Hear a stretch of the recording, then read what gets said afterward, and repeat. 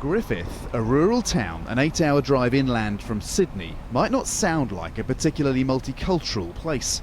But in fact, 28% of people here were born outside Australia, exactly the same proportion as for Australia as a whole. And they're easy enough to find. Working at a garage on the outskirts of town, Rodolfo McLennan is one of 3 Filipinos. For now, I like Griffith. I like my job here.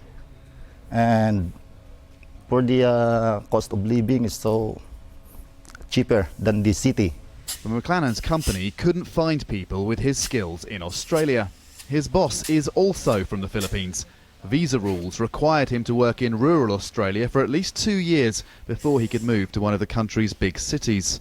Regional areas here in Australia are not like regional areas in the Philippines where you have nothing, but here you have everything you need.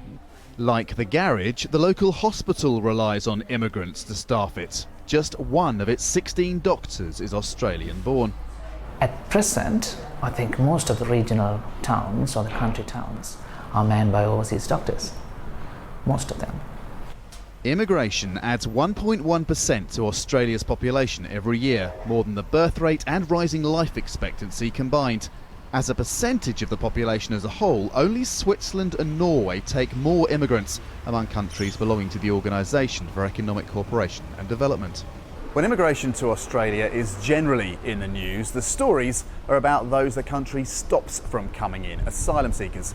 But immigration here is actually pretty high. A recent government report projected Australia's population would nearly double to about 40 million in 40 years. Many argue, though, that that figure is still too low for a country of Australia's size.